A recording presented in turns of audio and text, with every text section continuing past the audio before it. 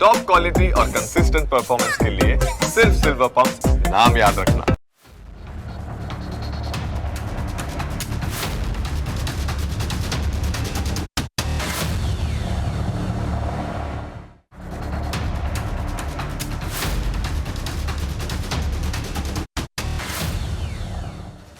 દુનિયાભરમાં કરોડો લોકો એક સમસ્યાનો સામનો કરી રહ્યા છે. તેઓ એ સવાલનો જવાબ મેળવવાની કોશિશ કરે છે કે કેવી રીતે વજન ઘટી શકે.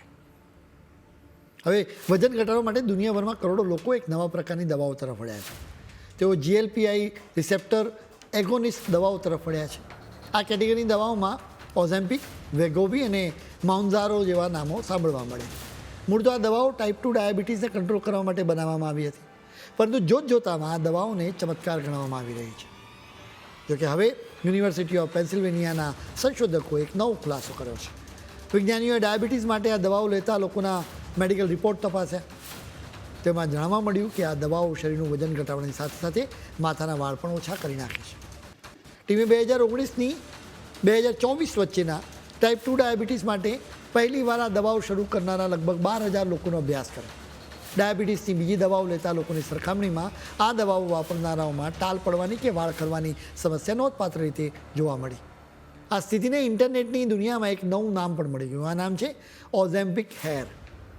આ પહેલાં ઓઝેમ્પિક ફેસ શબ્દ વાયરલ થયો હતો, જે ઝડપથી ચરબી ઘટાડવાને કારણે ચહેરો સુકાઈને ઘરડો દેખાવા લાગે છે, અને એ પરિસ્થિતિમાં આ શબ્દ વપરાય. હવે સવાલ એ થાય કે લોહીમાં સુગર કંટ્રોલ કરતી દવાને માથાની ચામડી સાથે શું સંબંધ હોઈ શકે.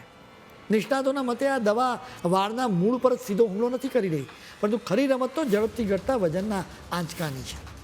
શરીર માટે આ એક અચાનક આવેલો આંચકો છે, જે તેની ગ્રોથ સાયકલને ખોરવી નાખે છે. ચામડીના ડૉક્ટરો કહે છે કે જ્યારે શરીરનું વજન ખૂબ ઝડપથી ઘટે છે અથવા કેલેરીમાં અચાનક મોટો કાપ મુકાય છે, ત્યારે શરીર એને એક શારીરિક તણાવ ગણે છે. આવા સમયે શરીર પોતાની ઉર્જા વાળ ઉગાડવા જેવા બિનજરૂરી કામમાંથી હટાવીને મહત્ત્વના અંગોને બચાવવામાં લગાડી દે છે, જેના લીધે એક ખાસ પ્રકારની મેડિકલ કન્ડિશન ઊભી થાય છે. વળી વજન ઘટે તો ઝડપથી કેલરી ઘટે, જેના લીધે શરીરમાં આયર્ન, ઝીંક અને બાયોટિન જેવા જરૂરી પોષક તત્વોની ઉણપ સર્જાય, જે વાળના વિકાસ માટે ખૂબ જરૂરી હોય છે. સંશોધકોનો ડેટા પણ આ વાતને ટેકો આપી રહ્યો છે. વાળ ખરવાની આ સમસ્યા મોટેભાગે સુધારી શકાય તેવી હોય છે. આ સમસ્યા ખાસ કરીને સારવારના પ્રથમ વર્ષમાં જ વધુ દેખાય છે, કારણ કે એ સમયે જ વજન સૌથી ઝડપી ઘટી ગયું હોય છે. હવે આ માત્ર લોકોના મોઢે સાંભળેલી વાતો નથી રહી. અમેરિકાની આરોગ્ય સંસ્થા તપાસ કરી રહી છે. અહીં એના પછી એક નવો નિયમ પણ બનાવવામાં આવ્યો છે. આ દવાઓ બનાવતી કંપનીઓ માટે હવે આ દવાના પેકેજના લેબલ પર સાઇડ ઇફેક્ટ તરીકે વાળ ખરવાનો ઉલ્લેખ કરવો ફરજિયાત બનાવી દીધો છે. એના પછી પણ જો દર્દી આ દવા ખરીદવા ઈચ્છતો હોય તો તે ખરીદી શકે છે. જોકે મૂળ વાત એ છે કે દર્દીને સાઇડ ઇફેક્ટની જાણ પહેલાંથી હોવી જોઈએ. વાળ ખરવાથી કંઈ હાર્ટ એટેક કે કિડની ફેલ્યોર જેવું જોખમ નથી હોતું, પરંતુ જે વ્યક્તિએ એ સ્થિતિમાંથી પસાર થાય તેના આત્મવિશ્વાસને મોટો ફટકો પડે છે. અમુક લોકો તો આ જ કારણે દવા લેવાનું બંધ કરી દે છે, ભલે તે દવા તેનો જીવ બચાવવા માટે હોય. જો તમે પણ ડાયાબિટીસની દવા લેતા હો ને, તો તમારે ડૉક્ટરને કહેલી દવા જ લેવી જોઈએ. વાળની વાત છે તો પણ આ ચિંતાનું કારણ નથી, કેમ કે મોટાભાગના કિસ્સાઓમાં વાળ પાછા આવી શકે છે.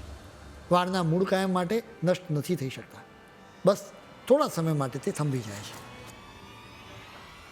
મૂળ વાત એ છે કે વાળ ખરવા કરતાં તો ડાયાબિટીસ જેવી બીમારી સામે જીત મેળવવી જ જરૂરી છે.